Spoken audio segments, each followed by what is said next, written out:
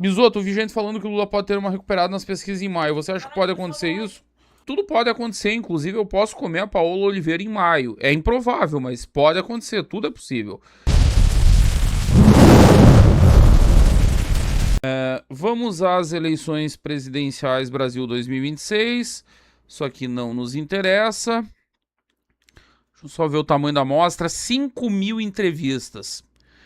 A Atlas trabalha com uma amostra gigantesca justamente pelo tipo de metodologia que ela usa, que é a de internet, e isso facilita com que ela aumente a amostra e traz resultados um pouco mais precisos, a despeito de distorções que sim existem menos mesmo na Atlas.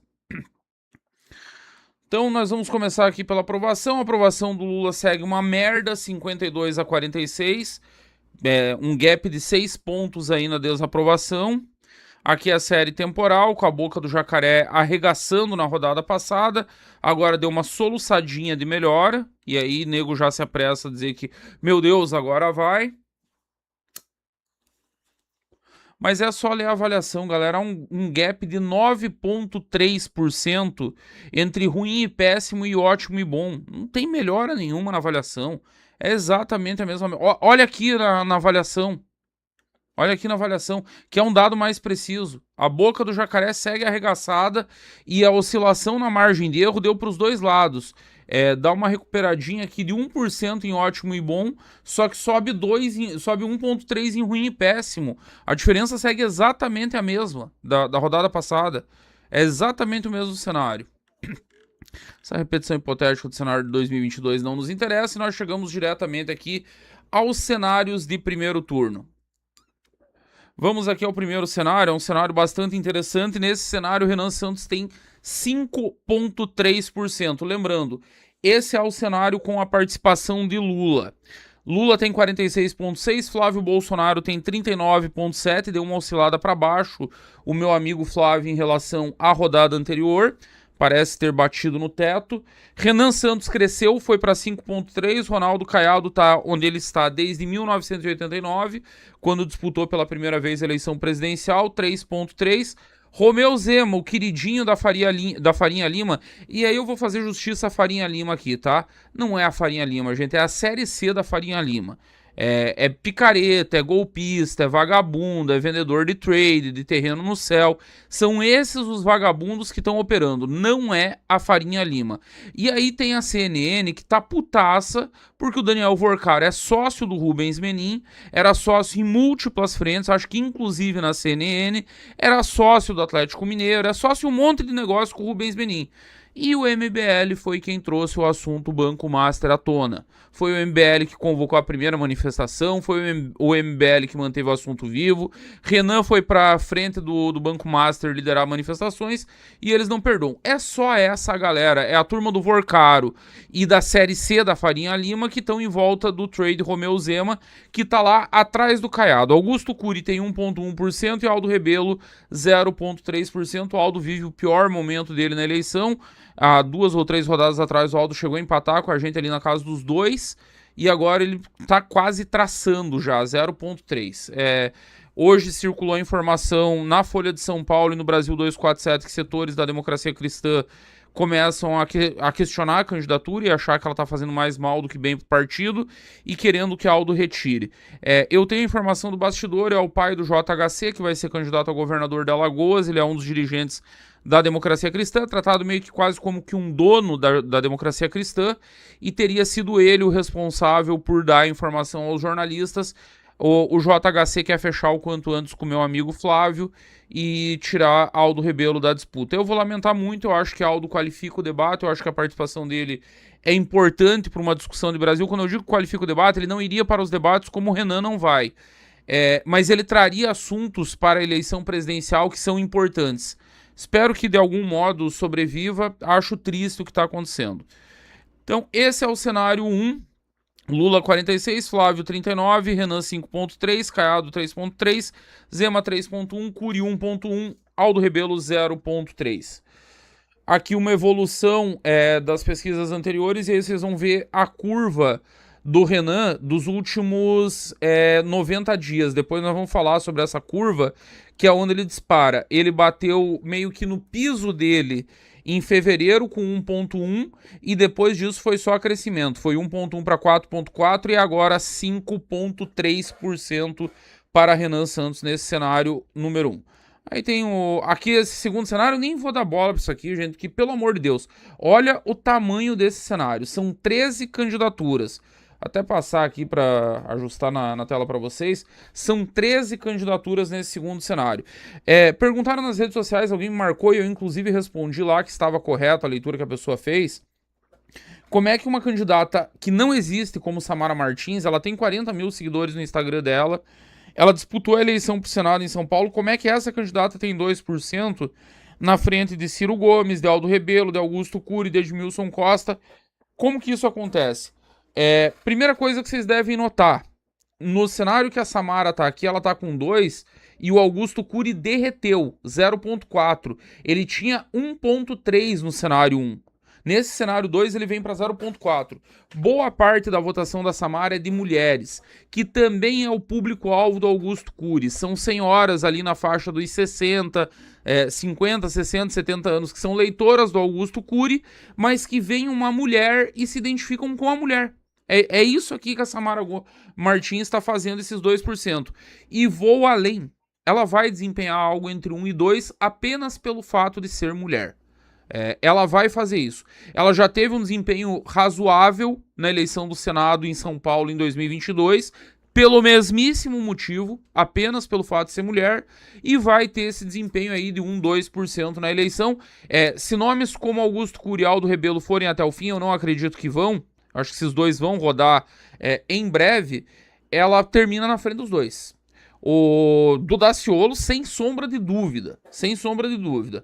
Edmilson Costa, esses candidatos da Nico, Edmilson Costa do PCB, o Hertz Dias do PSTU, Rui Costa Pimenta do PCO. Do que isso aí ela vai engolir tudo com muita tranquilidade. Pode somar tudo que ela vai fazer mais do que eles. E se meus nomes como o Aldo e o Augusto Cury forem até o fim, não acredito que vão, ela vai terminar na frente dele. A explicação é essa, mulher, é a única mulher na lista aqui, gera esse voto identificado. Aí vamos para esse cenário com o Fernando Haddad, em que o Renan desempenha ainda melhor. Esse é o cenário quase próximo da realidade. E aí eu já vou trazer para vocês alguns outros números aqui. Eu fiz a conta antes de começar a nossa live. Nesse cenário com o Fernando Haddad lidera com 40,5. Flávio Bolsonaro aparece com 39,2. E aqui eu vou botar na conta que a Atlas tem dado o PT melhor do que os outros institutos. Isso é um fato. Porque eu não acredito em Fernando Haddad na frente do Flávio Bolsonaro, mas nem fudendo. Mas vamos, tá na margem aqui, é na casa decimal, é uma diferença de 1,3. É muito pouca coisa. Insignificante para análise estatística. Renan Santos aqui chega em quase 6, 5,8, 2 pontos à frente de Romeu Zema, fora da margem de erro, que é de 1 ponto percentual para essa pesquisa da Atlas. Ronaldo Caiado empata com Romeu Zema, Zema tem 3,8, Caiado tem 3,6. Olha aqui, sem a Samara, o Cury recuperou 1,3 dele. É o voto do Cury que tá indo para Samara. Aldo Rebelo 0,5, o branco e nulo sobe bastante sem Lula no negócio, vai para 4,8, não sabe, vai para 0,5. Eu quero ir para o segundo turno porque isso aqui me interessa muito, isso aqui me interessou demais. Eu gravei com o Batista agora à tarde, o Batista vai postar o vídeo no canal dele, vai me marcar para collab, vai estar disponível aqui também na aba de collabs do canal, e eu chamei a atenção dele para isso aqui. É o melhor resultado de Renan Santos em segundo turno desde que o nome dele foi testado pela primeira vez pelo Real Time Big Data o ano passado em cenário de segundo turno. E por que esse dado é relevante? Por que ele me importa? Por que eu me preocupo com esse dado aqui? Porque ele está me indicando que a pré-campanha está funcionando e que Renan está aumentando o potencial de voto dele. Anteriormente, antes dessa pesquisa Atlas, o melhor resultado para Renan Santos era na CNT-MDA. Deu 28,4% na CNT-MDA de coisa de 15 dias atrás para Renan no segundo turno contra Lula. Agora ele vai para 29,5% contra o Lula nesse mesmo cenário. Você tem ali branco nulo não sei 23,5 e ele tá chegando nos 30% de potencial de voto. É voto pra caralho. E em relação à rodada anterior da Atlas, em que ele não foi testado, só a título de comparação, vocês podem olhar isso aqui, mas é o pior desempenho, ai que triste, ai queria que tivesse mais. Eduardo Leite foi testado na rodada passada, Eduardo Leite tinha 23. Eduardo Leite tinha 23. Eduardo Leite que conta com simpatia da mídia, com o Globo, com os grandes jornalões nacionais, com vários intelectuais, com a velha tucanagem, com a madrinha dele, Andréia Neves, irmã do Aécio Neves. O Eduardo Leite tinha 23. O Renan aparece 7 pontos acima praticamente, que tá dando 30 aqui. 29,5. Isso é sinal de pré-campanha funcionando. Isso me pegou muito também, falamos sobre isso hoje de tarde com o Batista. Cenário de segundo turno com Haddad e Alckmin. Da onde é que a Atlas meteu Alckmin nessa brincadeira, sendo que ela não testou Alckmin em primeiro turno? Como eu sei que a Atlas presta serviços para o governo, presta serviços para o PT, eu tenho uma desconfiança. Alguém soprou e pediu para testar. Não se surpreendam com uma bruxaria. Tá todo mundo trabalhando com o Lula vai meter o Haddad, o Lula vai meter... Eu mesmo sempre acreditei que o Haddad era o principal favorito. O Lula vai meter o Camilo Santana. Não se surpreendam se nos 49 do segundo tempo o velho tentar tirar o último truque do bolso e lançar Geraldo Alckmin na cabeça com um petista de vice. Eu não me surpreenderia nem um pouquinho. Deixa eu botar os resultados aqui do segundo turno. Eles testaram Haddad e Alckmin contra o Flávio. Foram os únicos cenários que eles testaram aqui. O Haddad marca 44 e perde para o Flávio por 4 pontos percentuais. 48-44. E o Alckmin reduz muito essa diferença. Fica um empate, 47,5 a 45,9. Lembrando que o Flávio derrota o Lula no cenário de segundo turno da Atlas, tá? É por 0,3, mas derrota. Tá aqui. Flávio 47,8, Lula 47,5, 0,3 a diferença. Em todos os outros cenários, o Lula vence. E aí eles testaram esse cenário aqui. Rejeição da Atlas tá uma merda. Aliás, eu não sei por que eles não corrigem, porque a Quest tá fazendo direito. Até o Datafolha fez uma pergunta lá pra dar uma corrigida na rejeição. Cara, quando você pergunta em qual dos políticos listados abaixo você não votaria de jeito nenhum, é óbvio que quem tiver menos conhecimento vai ter o maior número. O Renan não tem esse 42,2% aqui nem fudendo de rejeição. Nem fudendo, não aparece em nenhuma outra pesquisa em nenhum outro instituto. É maldade da Atlas? Não é. É que vários institutos trabalharam por décadas com essa pergunta de merda. É a pergunta que é uma merda, os institutos ficaram viciados nela. Isso aqui não mede rejeição, isso aqui no máximo mede taxa de conhecimento. Exceto para casos como de Lula e Flávio Bolsonaro, que tem sim rejeição consolidada. Jair Bolsonaro, idem. É sobre isso.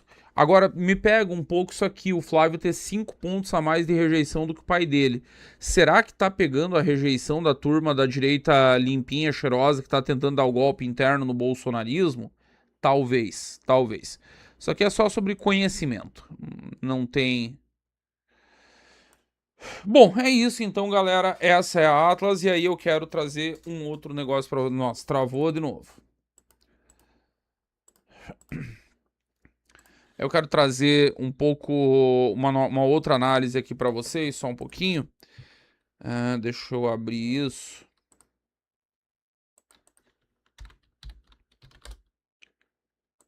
Pronto.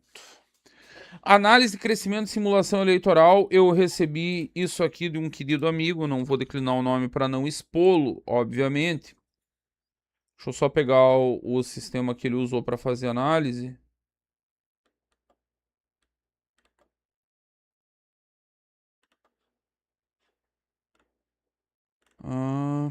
Ele usou um sistema de IA aqui para fazer análise.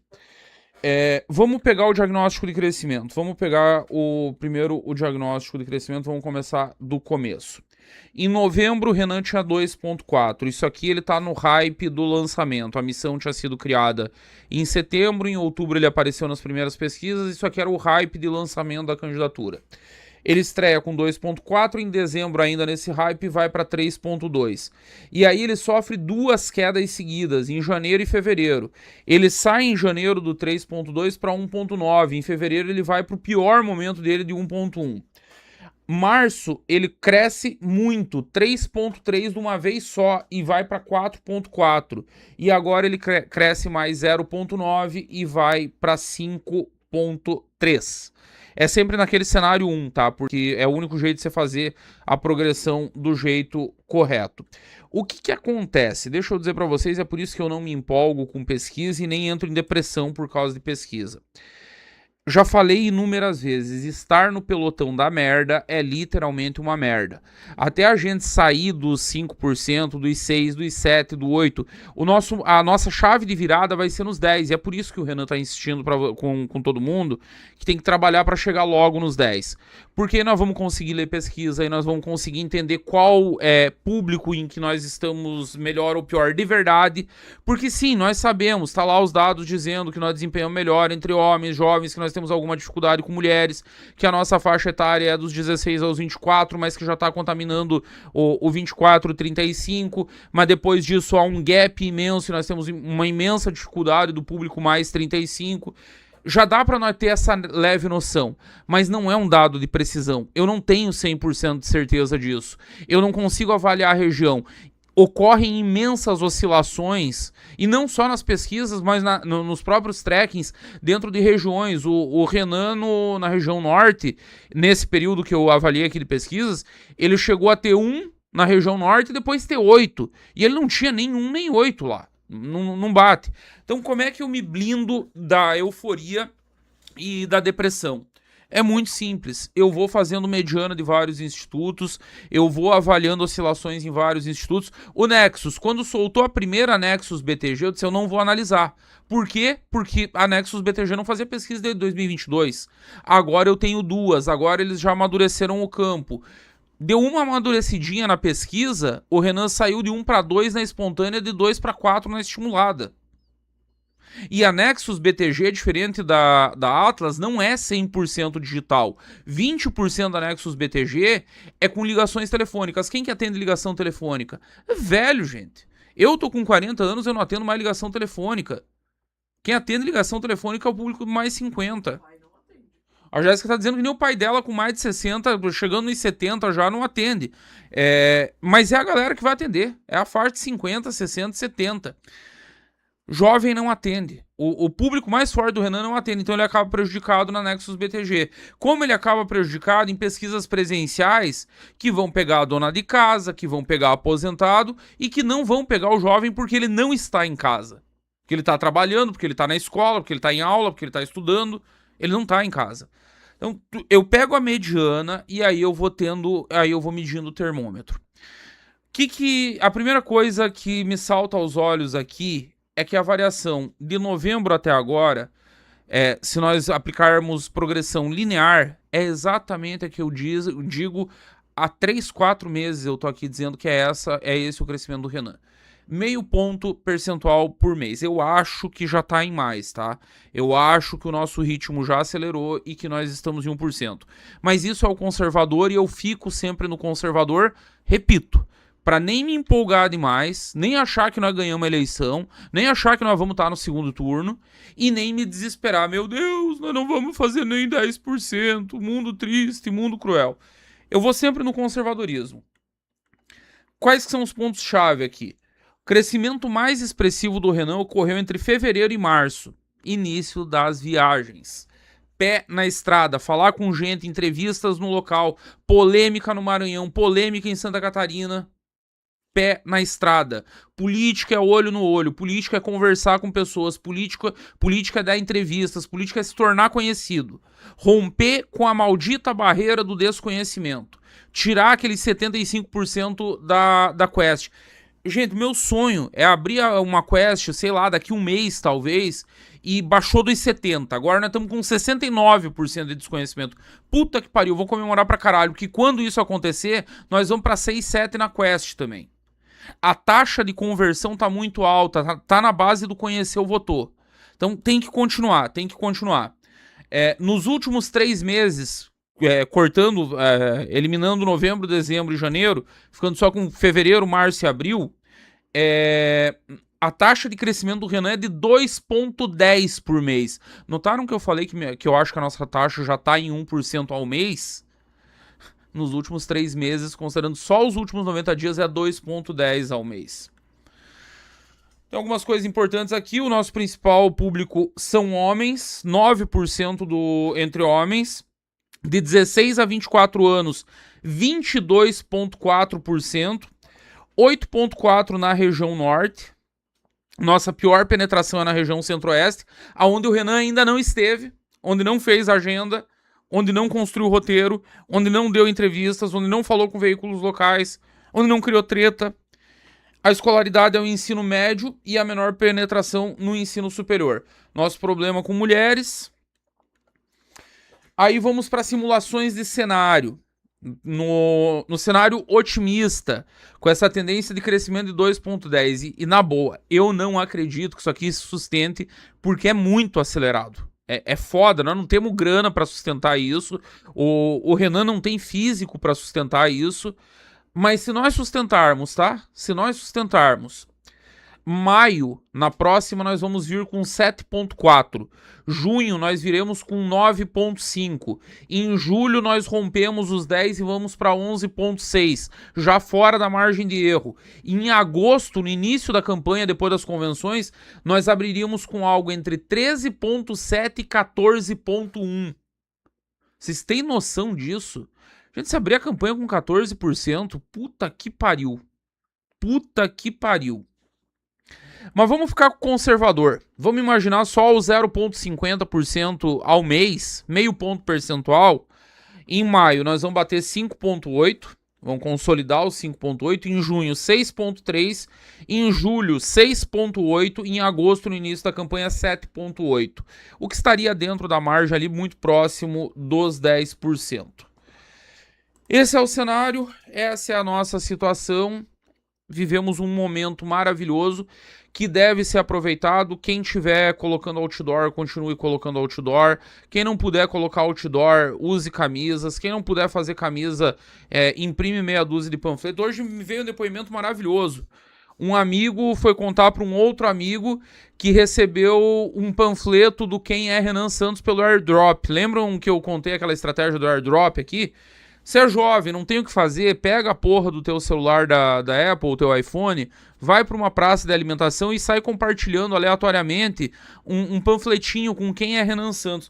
Deixa eu até salvar, vou mostrar aqui para vocês podem copiar esse panfleto aqui. Ele tá muito bom, esse panfleto. Eu não sei quem fez, eu não sei quem é o artista, mas isso aqui ficou muito bom. Deixa eu colocar aqui na tela.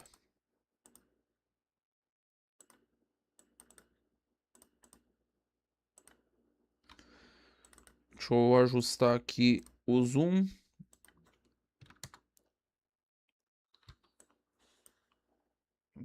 Vou botar para a tela inteira, será? Quase. Deixa eu ajustar mais um pouquinho. Agora eu acho que ficou perfeito. Então tá aí na tela o panfletinho que o rapaz criou em PDF. É um documento PDF. Você cria o documento, deixa ele salvo no celular. Quem é Renan Santos? O único pré-candidato a presidente do Brasil com propostas. Aí estão todas as propostas aqui. Conheça mais em @RenanSantosMBL. Cara, maravilhoso. E aí chegou um amigo hoje me contando que recebeu de um outro amigo o panfletinho via airdrop.